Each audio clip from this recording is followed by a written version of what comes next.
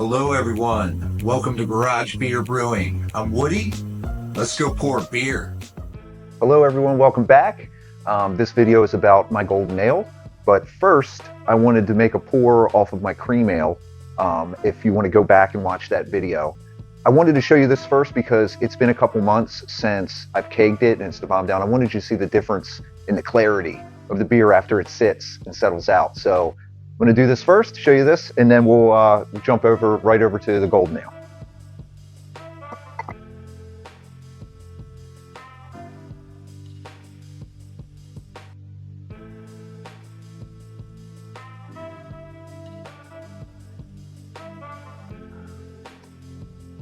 So this is the corn cream ale, and I wanted you to see this.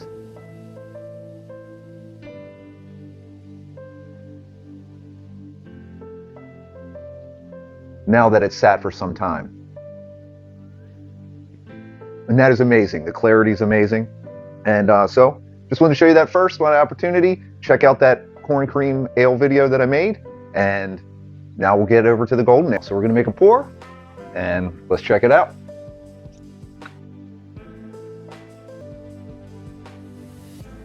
All right, it's still carbonating.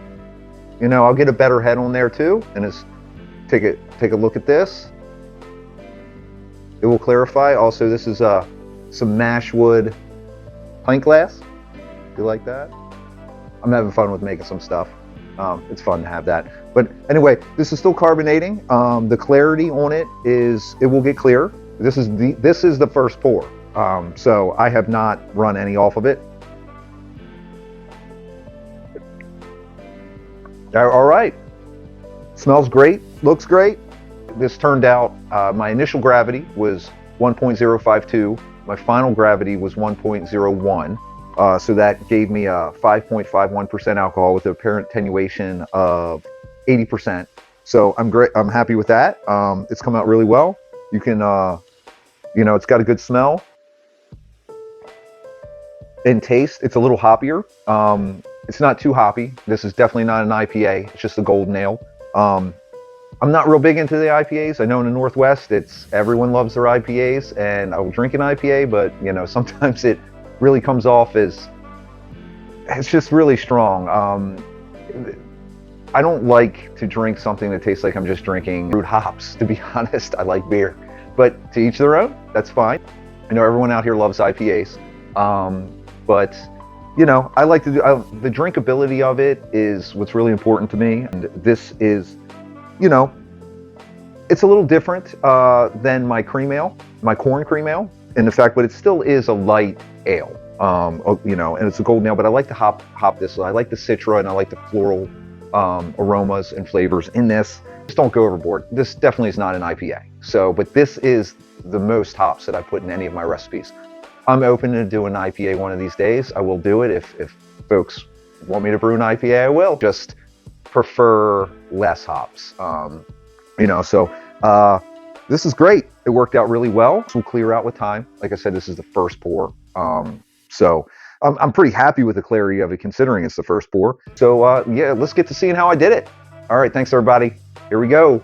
Today I'm going to start milling my grain. As usual for these types of videos that I put together, I just do the whole process from beginning to end and condense it all down. From milling the grain to kegging the beer. It's a light golden ale with the citrus hops to it, and comes out great. It's a little colder today. It's winter time when I'm brewing. Yeah, let's go ahead and get started. I'm going to start milling my grain. I use Maris Otter primarily instead of 2-row. I use it for all of my recipes primarily. I really like it better. And then I've got some specialty grains that I've already weighed out. That really is just carapils for body and a little bit of honey malt that I really like. All right, let's start getting to it. Please like and subscribe if you want me to keep putting these videos together. Thank you, I appreciate it. Hopefully you get some value out of what I'm doing. I'm milling this at 4/100 of an inch, and I will run it through twice. Here we go.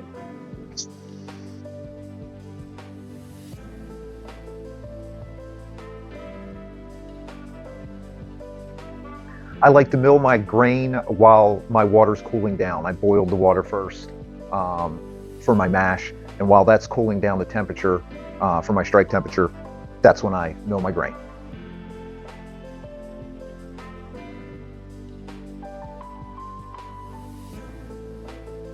I always like to run it through twice. Make sure every grain is cracked.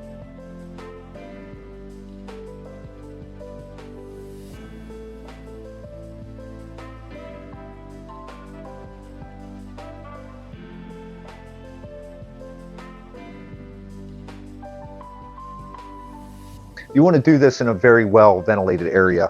It's not good to inhale the dust from the ground. It's not good.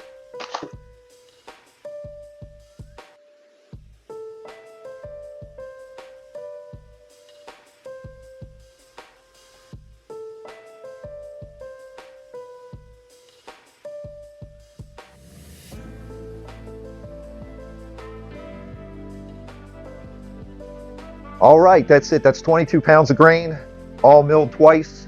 Make sure every grain is cracked. Looks like we're good to go. All right, next we'll start mashing. All right, welcome back. We're ready to add our grain into the mash and start the process. Got 22 pounds of grain. Gonna add it in. I've got the temperature to about 158 degrees because after I add the grain, I usually find that these proportions and what I have, usually there's about 8-degree temperature drop. So that hit about 150 is what I'm shooting for. Let's see where it lands, and I'm willing to toy with that number a little bit with this recipe because this golden ale, I don't mind if it's a little bit higher alcohol content than I normally do, and kind of wanted like a clean, crisp. I don't want it too sweet, so I want most everything to ferment out. I don't want a sweet beer for this one, not what I'm shooting for. So, all right, let's do the grain.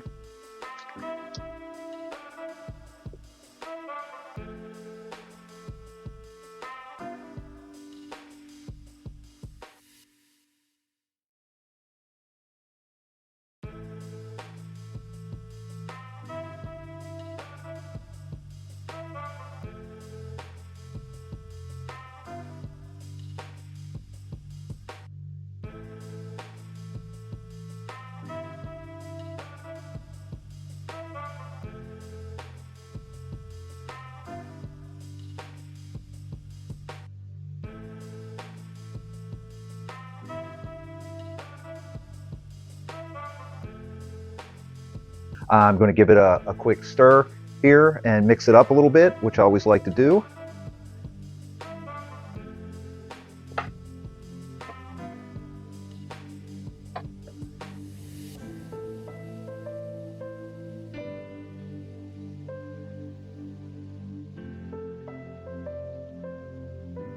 Smells great as always.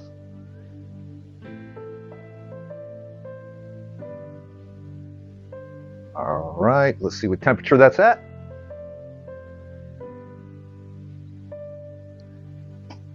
That's sitting at 151 degrees Fahrenheit. I'm going to go ahead and I'm not going to heat it back up. Sometimes I will, but I like that temperature, and I'm going to let it just go for another 30 minutes. I generally will do an hour and a half for my mashing. For this one, I think I'm just going to keep it here and let it go and just do a full hour and see how that works out. I always like to experiment and see how things turn out in the end. So I'm going to go ahead and let that sit for another 30 minutes. All right, it's been another 30 minutes. So I'm going to go ahead, give it a stir, and then I'm going to mash out then. So I'll fire the burner back up and bring it up to temperature. I'll bring it up to about, 165 degrees or so, 165, 170 degrees to mash out, for about 10 minutes.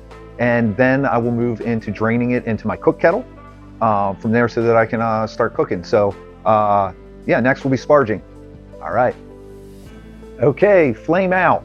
I got it up to 168 degrees for mashing out, and that just ends the whole process. So it basically kills the enzymes so that they can no longer keep working on the grain, converting the starches to sugar. So that's it, it's done. So now I'm going to drain it into my cook kettle and then sparge. I've got hot water ready to sparge. That's about 170 degrees, a little over 170 because it'll cool off as I'm pouring it in. So here we go.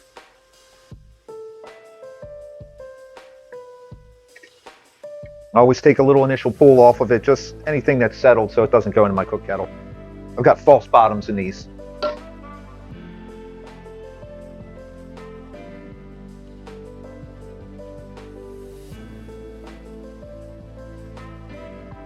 Okay, I'm gonna let that drain and then I'll sparge. Okay, it's mostly drained out, so now I'm gonna go ahead and sparge, which is pouring hot water basically over the grain bed to help rinse it and finish it out. I've got that at about, it went down to about 170 degrees, 168 degrees or so. So I'm gonna pour that hot water on. I wish I had nice fancy equipment with sparge that would gently sprinkle it over and rinse the grain, but I don't have any of that equipment yet, so I just pour it in.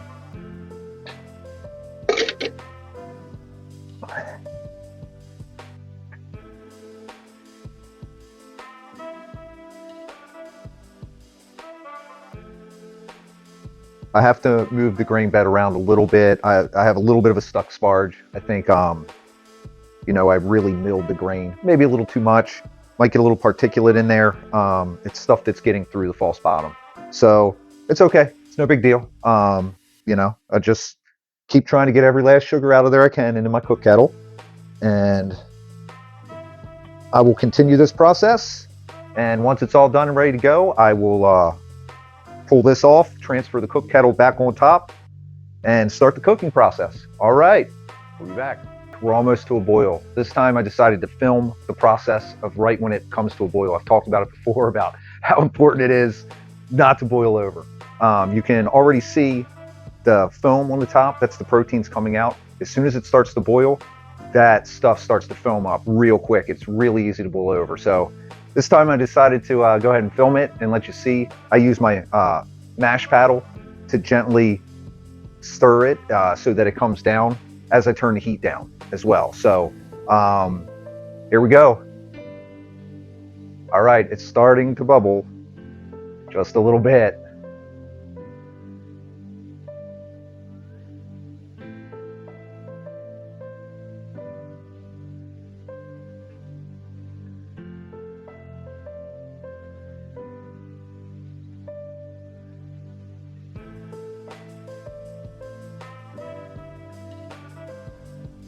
I really push the limits with how much to fill in here. So that's why it can be an issue. I've boiled it over a couple times and it's a nasty mess to clean up. So just wanted to show you this and always talk about it. Hopefully you can see that there.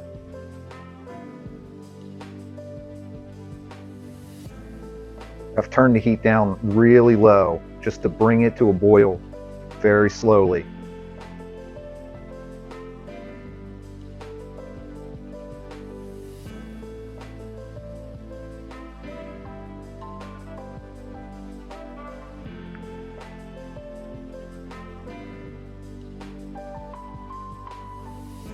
I've learned the hard way many times, like I said.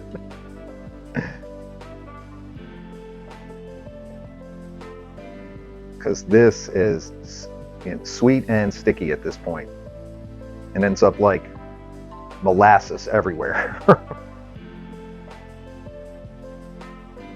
All right.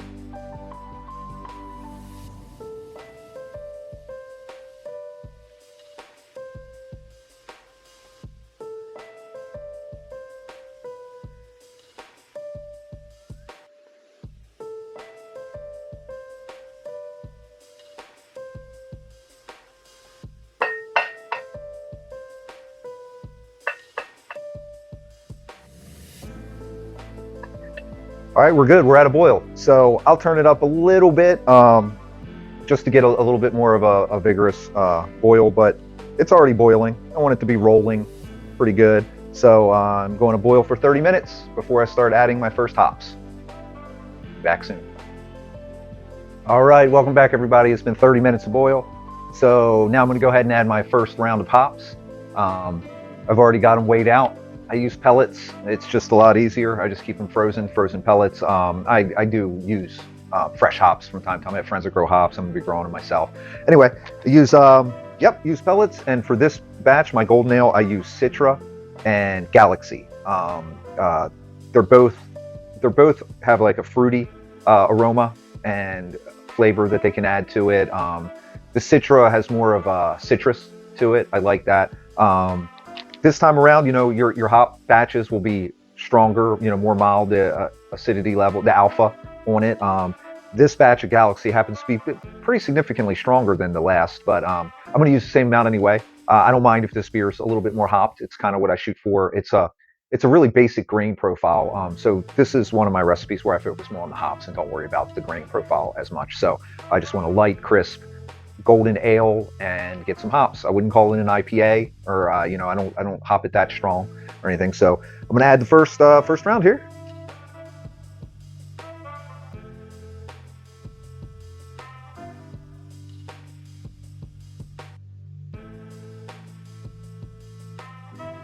I add them slow so that it doesn't boil over. It can do that at this stage too. All right. Oh, it smells great. Oh yeah. All right, that's round one. I'm going to boil another 30 minutes and then add some more hops. All right. Okay, we're back. It's been 30 minutes. So now I'm going to add my finishing hops. And this time around, I'm going to just do it for 15 minutes. So I'm going to add my finishing hops.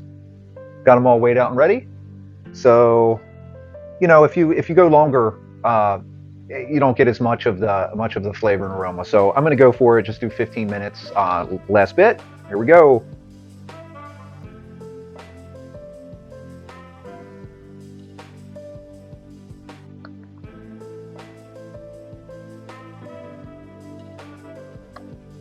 All right. Let that go for 15 minutes. After about 5 minutes, I'm going to add Whirl Flock, which is just refined Kerrigan, and that helps settle the proteins, coagulates them together, helps settle that all out, so you get a clearer beer. So it really helps a lot in the end for the final product. But yeah, so I'll do that in 5 minutes, and the last 10 minutes, we'll let this go, and then that'll be it. Moving on to the next stage. All right, that's flame out. So now we're ready to cool the beer. So I've got aluminum coil that I run water through, cold water through. It just goes through the coil, back out into my pool so I don't waste the water. So I put that coil in here and it's gonna cool it down really quick. We wanna cool the beer, cool the wort as fast as possible that we can move on to the fermenter. So that's what I'm gonna do. Okay, in goes the coil, which it just has sanitizer on it. That's no big deal. Put that right in there. And then go turn the water on and we're good to go. All right, see you at the fermenter.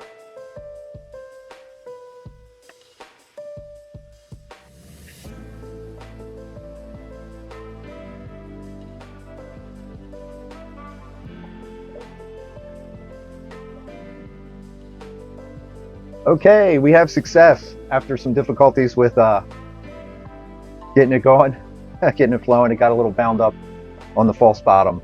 But everything's good to go. See that coming out? It looks beautiful. Nice golden color. I'm going to aerate it when I gravity feed down into my fermenter. I like to aerate it at this point. You want to get the oxygen in it now. This is like the only time you want to. So you want that for the yeast. So there it is, looking good. Oh man, it smells fantastic. So that's how I agitate it. Now that it's cooled down, I got it to about 67 degrees, which I think is a good temperature. Once the yeast gets going, it can raise the temperature like 10 degrees even. So keep agitating it to aerate it. As much oxygen in there as I can. All right, well, I'm going to keep doing that. I'm going to fill it up and then we'll come right back. All right, the fermenter's all filled up. It's good to go. I realize now when I was pouring that with these yellow walls, I don't know how well you could see the golden yellow color of the beer, of the wort, but anyway, fermenter's filled. Now I'm going to take my sample before I pitch my yeast.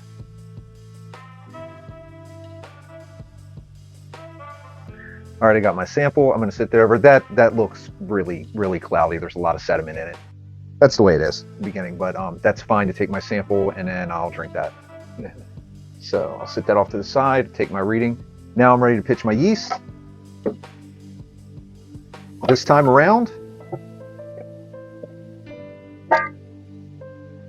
I made my own yeast starter. So rather than taking it from fresh new stuff, this is a great way to save a lot of money.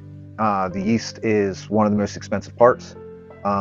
So this was from my corn cream ale that I made. It's Flagship 07. It's just like a very neutral yeast. It's not going to contribute any significant flavor or anything. So from taking my sample, I washed my yeast that I collected from the last batch, and then I made a starter.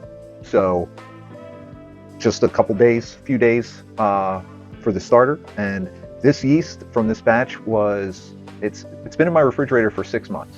So I've let it sit longer than that, and I've created a starter and used it just fine. So here we go. We'll see how it goes. This should be ready to go. Give it a little whirl here. I used about 16 ounces of a slurry. My other yeast. And then I use a canned malt. It's a canned malt extract for making starters, which is really nice. It's a lot easier than, cooking a little bit of extract to get it started. So, all right, that should be good. Go ahead and pour away. Oh yeah, look at that.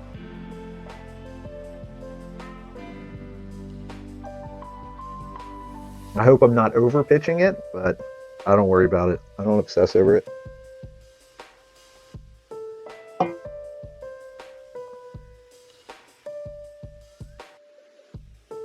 I'm putting it all in.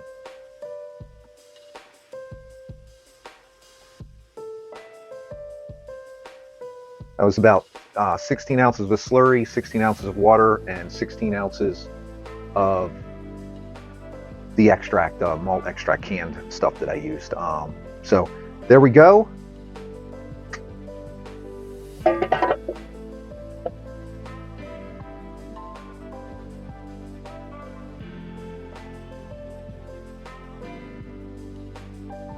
All right, that should start fermenting, and 2 weeks from now it'll be ready to go. Fermentation has completed, so now I'm going to drain my fermenter into my kegs. I've got them fully cleaned out, sanitized, and full of CO2 right now to create a bed of CO2 in there. So when I rack it out of my fermenter into the kegs, I don't want oxygen in there. So as much CO2 as possible creates a cloud. It pushes it out as I fill it, so I don't oxygenate the beer. Now that it's all done fermenting. So I'm going to dismantle, take apart the keg, and then I'll dump my yeast, and I'll collect that as well, and that's what we're going to do. So here we go.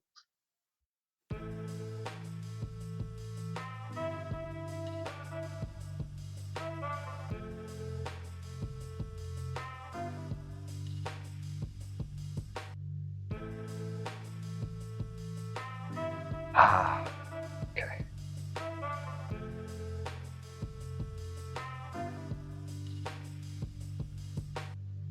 I have it fully taken apart, so I'm going to take my sample so I can get my final gravity reading. First, I'm going to pull off just a little bit off of the racking arm that's in there, just if there's any material in there to give me a good idea and make sure that my rack is above the yeast bed. So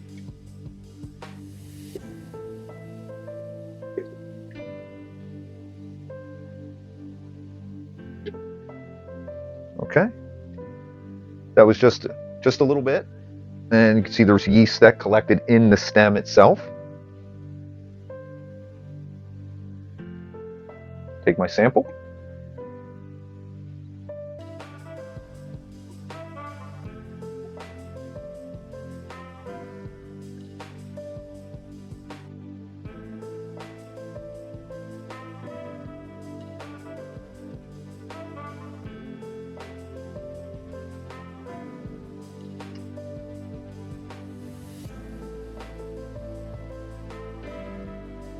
Take my sample. That will clarify as we go, especially once I age it.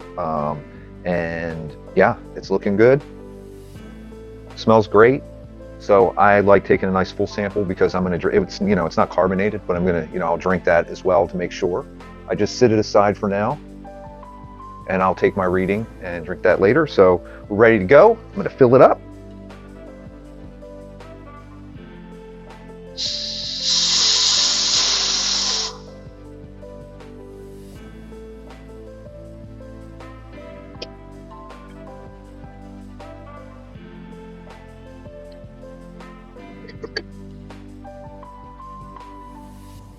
I have my tube already sanitized. I still like to spray everything with sanitizer. I mean, it's definitely something, I always say don't obsess over a lot of things, but sanitation's a good idea to obsess over as much as you want to.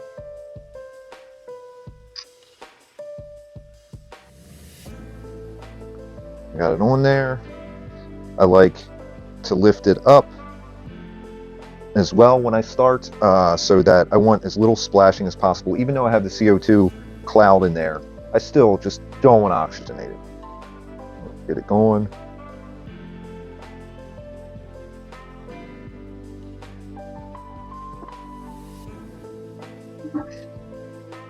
So hold that up until because the tube doesn't go all the way to the bottom unless I hold it up.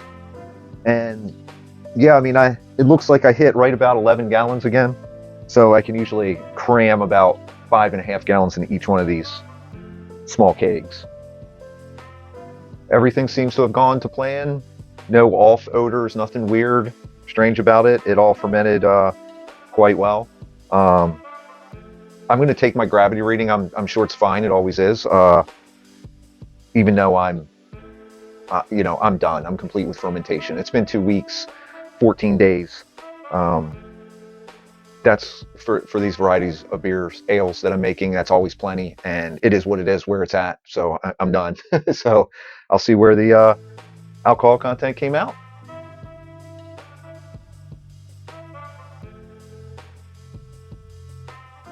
All right, it's draining there on its own pretty good.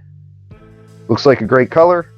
Like I said, it will clarify with time once it's cold. And so after I've filled both of these, I will put them under pressure and I will force carbonate them. I'll start the carbonation process, and then I'll usually wait, I don't know, like a day at room temperature. It will carbonate better at colder temperatures, but I don't mind letting it let it settle at the warmer temperatures, and yeast can has another day to clean up anything in there that it wants to. And then I will keg them, get them cold, and be ready to drink. So that's pretty much it. That's it for this video. I'll fill the other one after this one, and very happy. See you next time.